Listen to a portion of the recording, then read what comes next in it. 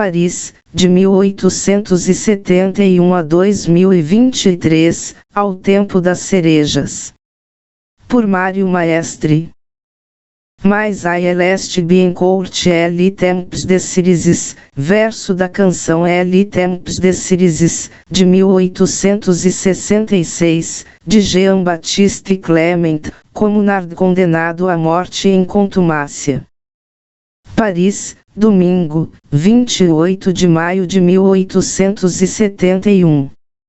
Entre as 14 horas e as 18 horas, teriam-se escutado os últimos canhões e fuzis disparando desde as derradeiras e já isoladas barricadas da comuna.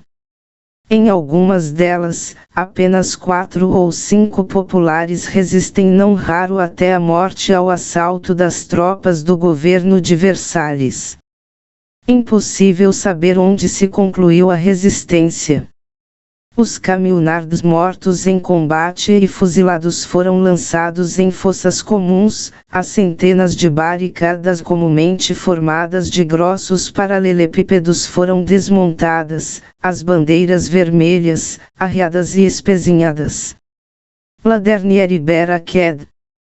Enquanto eram sufocados os últimos focos de resistência, iniciavam o massacre e a perseguição aos já desarmados defensores e apoiadores da comuna. 10.000 caminhards ou tidos como tal teriam sido fuzilados pelas tropas do governo de Versalhes, que saquearam a fundo sobretudo os bairros populares da capital. Foram assassinados funcionários administrativos, combatentes, jornalistas, operários, homens e mulheres, velhos caminhards que haviam lutado nas barricadas de 1848, os alfaiates, costureiras e sapateiros que haviam cometido o crime de confeccionar os uniformes da aguerrida Guarda Nacional Parisiense. Dumanger, 1971, Lissagaray 1962. A sanha dos monarquistas e burgueses republicanos assumiu a dimensão do temor que sentiram ao verem os trabalhadores governando o coração da nação. Tudo fizeram para erradicar em um enorme banho de sangue a lembrança das bandeiras vermelhas que flamulavam sobre a prefeitura e a cidade Paris sublevada por 72 longos dias. Entretanto, por longas décadas, aquelas jornadas ficaram marcadas, a ferro e fogo, na recordação sobretudo das famílias trabalhadoras parisienses, que raramente não tiveram um membro morto combatendo, fuzilado ou encarcerado pelo governo republicano contra-revolucionário.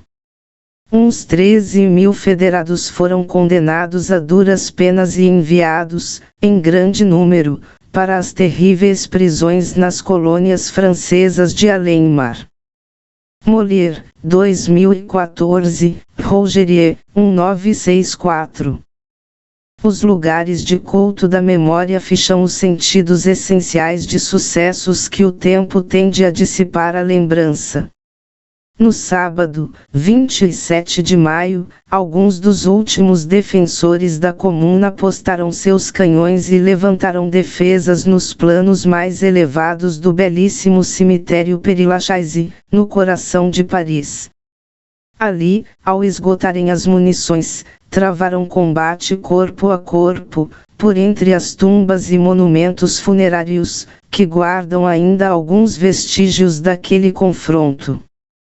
Por volta do meio-dia, 147 caminhards aprisionados foram impiedosamente fuzilados contra um muro do cemitério e enterrado no local em fossa comum, na qual foram lançados a seguir os corpos de combatentes ou executados nas cercanias do cemitério.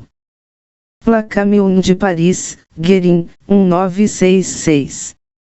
O Muro dos Federados, Templo da Revolução.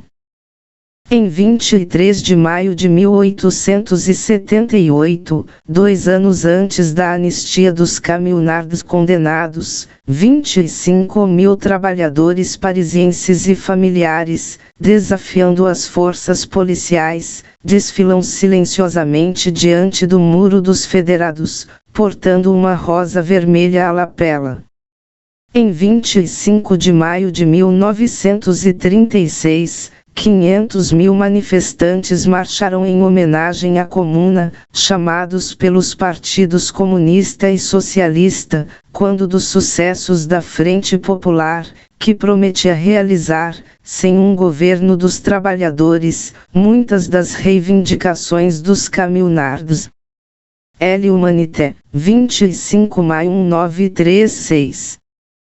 O cemitério Père-Lachaise, tradicional local de sepultamento da grande intelectualidade francesa, passou a acolher os restos mortais de ex-combatentes da Comuna, de veteranos das Brigadas Internacionais de Espanha, de militantes socialistas, revolucionários, comunistas, anarquistas, trotskistas, etc. franceses e não franceses, como Laura Marx e seu companheiro, Paulo Lafargue, representante francês na Internacional, falecidos em novembro de 1911.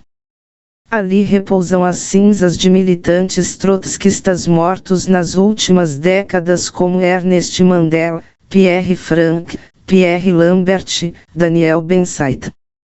A celebração e a lembrança da Comuna mantiveram-se forte em Paris e na França, passando a decair nas últimas décadas, possivelmente por duas grandes razões. A vitória da Revolução Russa, em 1917, por um lado, e, mais tarde, o crescente viés reformista e colaboracionista do Partido Comunista Francês, por outro, exacerbado pela Contra-Revolução Mundial vitoriosa nos anos 1989-91, quando da restauração capitalista na URSS e nos estados de economia nacionalizada e planifica. Lahire, 2021. Até o advento do stalinismo, os bolcheviques celebraram a Comuna de Paris, vendo a vitória de 1917 como sua continuação e conclusão vitoriosa, em outra região de um mundo que propunham sem fronteiras, ao igual que os internacionalistas de 1871. Nas semanas seguintes ao assalto ao poder, durante uma reunião do Comitê Central do Partido Bolchevique, alguém lembrou que haviam superado os 72 dias do governo da Comuna. Os membros do Comitê Central abandonaram a reunião para sair ao céu aberto e disparar seus revólveres para o alto, celebrando que, mesmo se derrotados, haviam avançado alguns passos na obra dos camionards. Entretanto, devido à sua descomunal dimensão geográfica, temporal e programática em relação à Comuna de Paris, outubro de 1917 tornou-se inevitavelmente referência maior que as jornadas de março-maio de 1871. Por sua vez, o viés colaboracionista do socialismo e do comunismo stalinista e pós-stalinista recomendavam pôr em surdina a celebração da conquista, em 1871, do poder pelos trabalhadores através das armas, em outra região do mundo que no Império Czarista. Atacar, para defender-se. Entre as causas propostas da derrota da Comuna está o seu caráter defensivo, tendo sido literalmente empurrada para o controle do poder em Paris. Efetivamente, em 1870, o imperador francês Napoleão III, desprestigiado, aceitou o repto envenenado lançado pelo chanceler prussiano Otto von Bismarck, que via em uma guerra, com uma França despreparada para tal, o caminho mais rápido para a unificação alemã. Iniciado o conflito, as tropas alemãs avançaram rapidamente através da França em direção de Paris. Capturado pelos prussianos em 2 de dezembro de 1870, Napoleão III assinou a rendição da França, sendo deposto, 2 dias mais tarde, após violentas manifestações populares, sobretudo parisienses. A monarquia deu, então, lugar à Terceira República e a um governo provisório, dito de defesa nacional, incompetente e venal, incapaz de defender a França e a capital cercada, mais preocupado em estrangular o crescente ativismo operário e socialista. Durante todo o inverno, as tropas alemãs cercaram e bombardearam Paris, obrigando as classes populares não raro a alimentar-se com a carne de cachorros, gatos e ratos, que praticamente desapareceram da capital. Em 28 de janeiro de 1871, Bismarck concedeu o armistício pedido pelo governo, por 3 semanas, para que uma Assembleia Nacional eleita votasse a rendição. Em maioria, foram eleitos, a toque de caixa, com o voto das regiões rurais da França, deputados monarquistas, bonapartista, ultramontanos, favoráveis à paz a qualquer custo. Em Paris, que resistia ao cerco prussiano, triunfaram os candidatos pela resistência, em boa parte de orientação socialista, anarquista, republicana radical ou moderada, etc.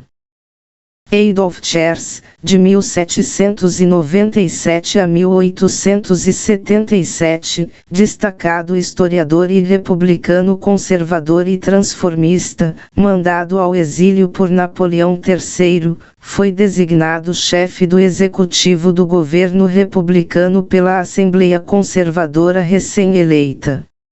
Ele aceitou as condições de paz vergonhosas impostas pela Alemanha, ratificadas em 1º de março, para a indignação sobretudo da população trabalhadora parisiense, que vivia e resistia havia meses tenazmente ao cerco alemão.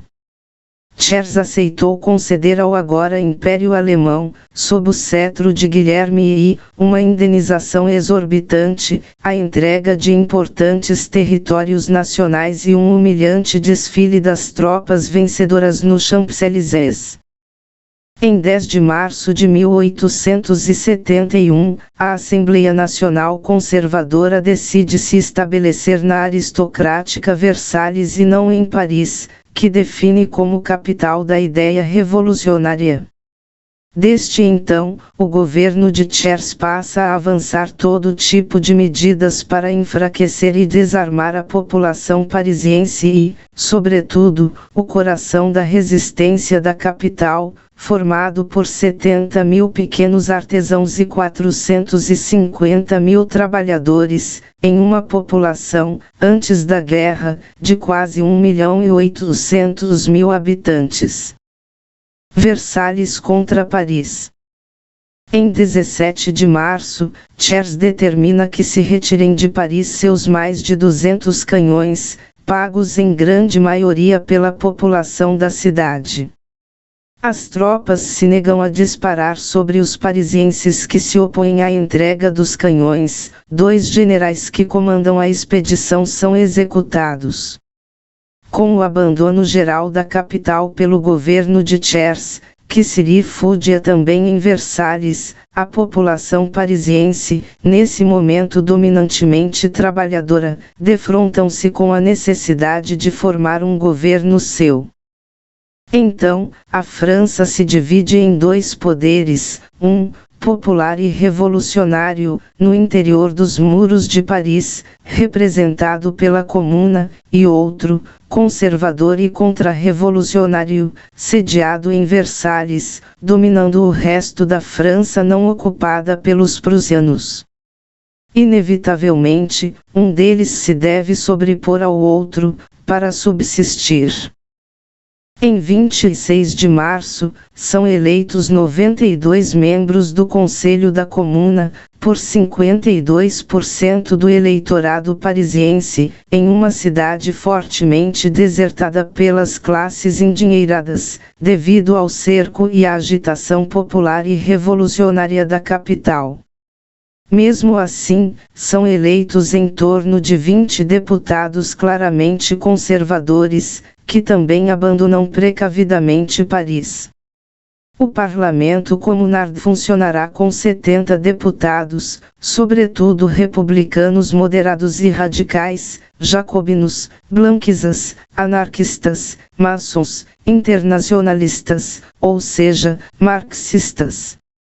Ele jamais alcançará constituir a direção firme e segura exigida pelo momento e pelas classes populares.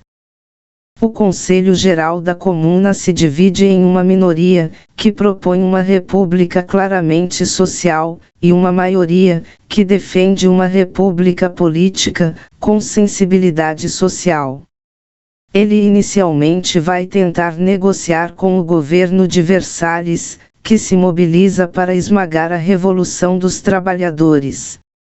Entretanto, as deliberações do Conselho da Comuna se dão sob o calor da mobilização permanente dos trabalhadores e trabalhadoras, que publicam jornais e pasquins revolucionários e organizam clubes, assembleias e manifestações nos bairros populares.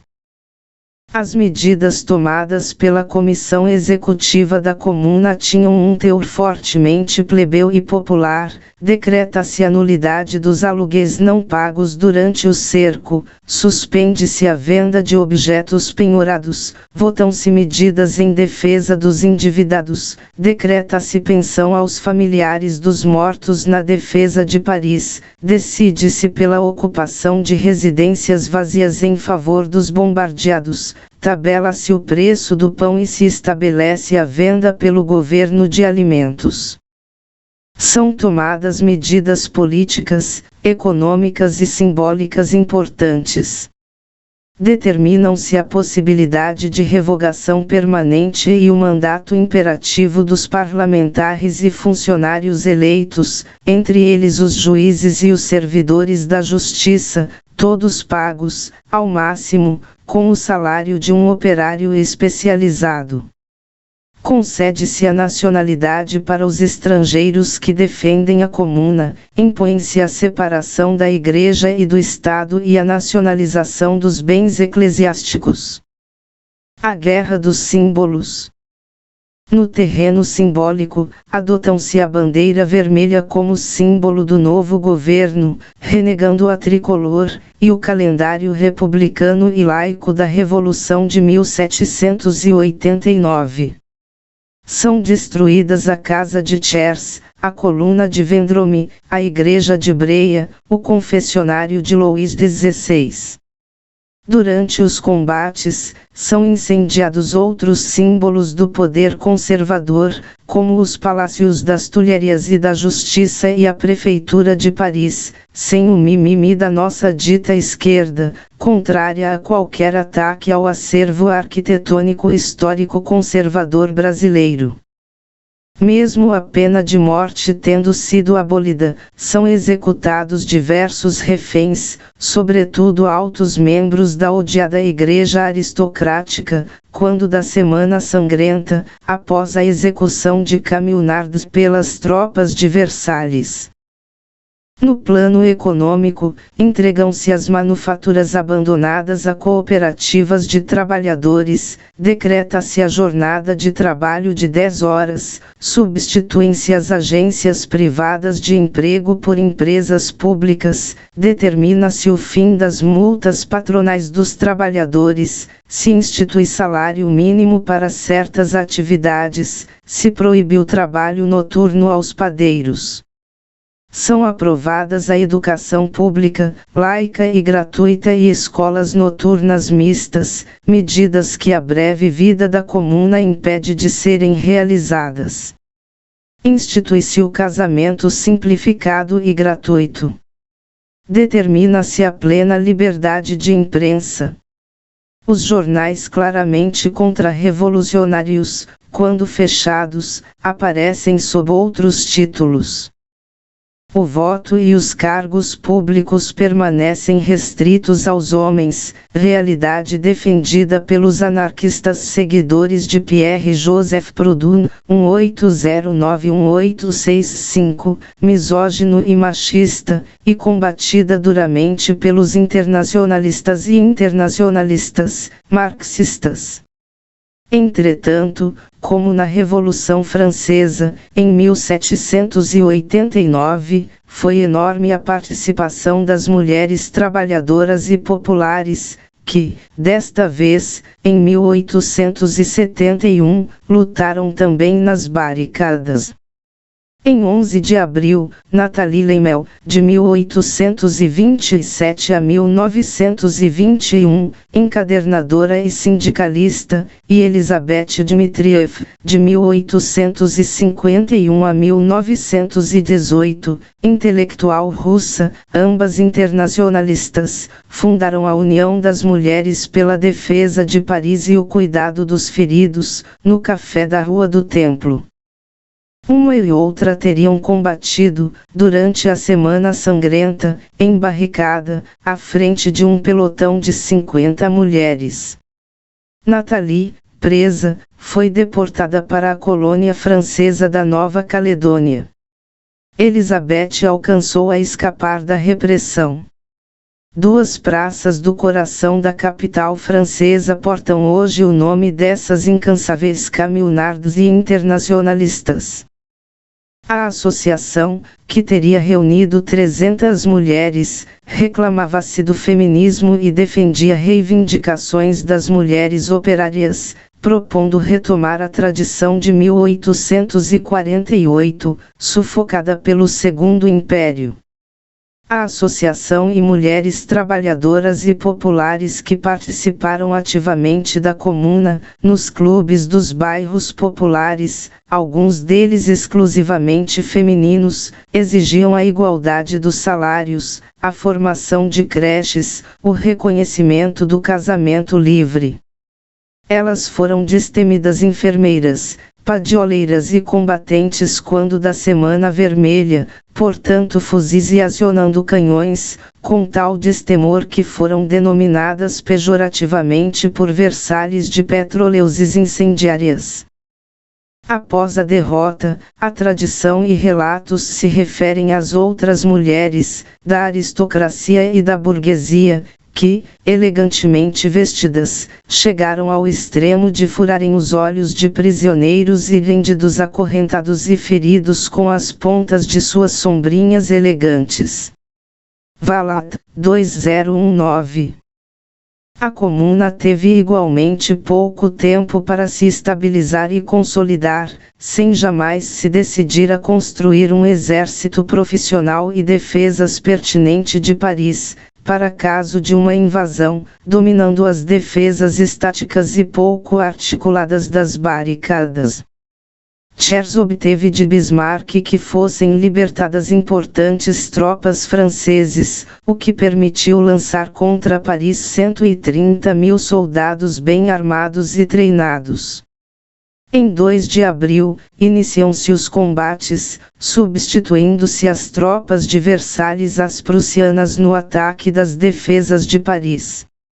Apenas em 21 de maio, após superarem as muralhas da capital, as tropas de Versalhes ingressaram na capital pelos bairros das classes proprietárias. Possivelmente, as tropas caminhardes não contaram com mais de 20.000 soldados disciplinados e decididamente comprometidos com a resistência, com destaque para a Guarda Nacional. A resistência comunarde foi vergada apenas em 28 de maio, quando se encerra a Semana Sangrenta e se inicia a execução em massa dos derrotados. Dificultou a defesa da comuna o princípio da autonomia e do voluntarismo dos combatentes e da improvisação da defesa de Paris. Uma realidade que certamente contribuiu para a rejeição de Leon Trotsky da proposta de milícias autônomas de voluntários, para enfrentar a Guerra Civil de 1918 a 1922. Ao contrário, ele construiu o Exército Vermelho vitorioso apoiado na centralização, disciplina, profissionalização e conscrição universal. Trotsky, 1968. Paris e as províncias. Propõe-se corretamente que Paris dificilmente se sobreporia aos exércitos profissionais de Versalhes sem o apoio das demais grandes cidades, às quais propôs a Federação Livre das Comunas da França.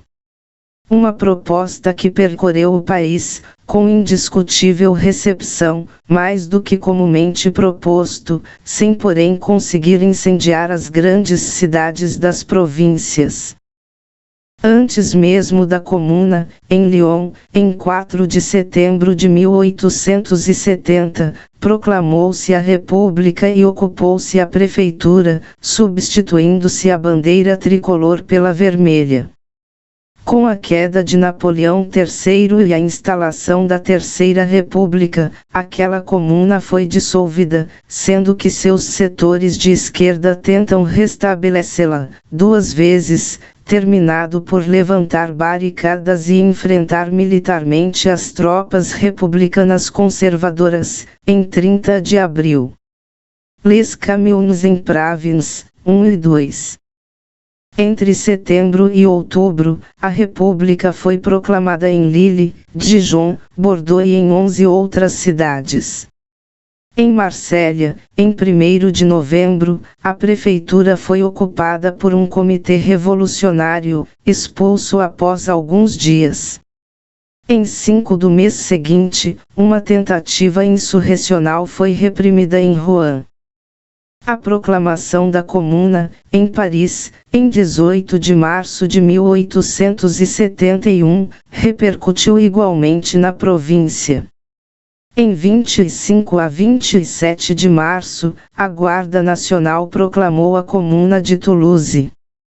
O que foi feito, igualmente, em Lyon, Marsella, Toulouse e no mínimo em outras 10 cidades, em março, abril e maio, em forma fugaz, sem continuação.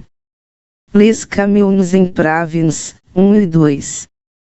Calcanhar de Aquiles. O grande calcanhar de Aquiles da Comuna foi o amplo apoio que a reação republicana, clerical, monarquista e bonapartista contou por parte da população rural, sobretudo dos camponeses ricos e remediados, admiradores de Napoleão e de seu sobrinho, a quem creditam, ao primeiro, a conquista e, ao segundo, a garantia de suas propriedades fundiárias. Esses setores votaram e apoiaram maciçamente a política da rendição diante da Alemanha unificada e a repressão aos trabalhadores sublevados. A população trabalhadora de Paris, os braços nus, fora responsável pelo impulso e sustentação das primeiras e grandes jornadas populares revolucionárias da Revolução de 1789. Guérin, 1973. Nela se apoiara o primeiro movimento revolucionário moderno do proletariado, quando da Conspiração dos Iguais, de 1796, dirigida por Graco Babeuf, que agitou os bairros pobres de Paris exigindo o fim da propriedade privada, com a coletivização das terras e manufaturas. Walter, 1980. A Comuna de Paris foi uma superação quantitativa e qualitativa das mobilizações dos trabalhadores e artesãos de 1789, de 1796, de 1830, de 1848. Ela sustentou, por 72 dias, o primeiro governo operário da história da humanidade. Nesses tempos obscuros de contra-revolução em que vivemos, as classes trabalhadoras europeias e mundiais sofrem a ofensiva ininterrupta do grande capital internacional, apoiada não raro por partidos, organizações e sindicatos que no passado foram seus. Nesse contexto, em que se propõe o fim do protagonismo dos trabalhadores e a morte da revolução e do socialismo, o mundo do trabalho se levanta majestosamente em Paris, em defesa de seus direitos, precisamente nos meses em que se cumprem os 152 anos das Jornadas da Comuna. Mais ainda, ao contrário de 1871, Paris vanguardeia a mobilização poderosa de praticamente todas as grandes, médias e pequenas municipalidades francesas.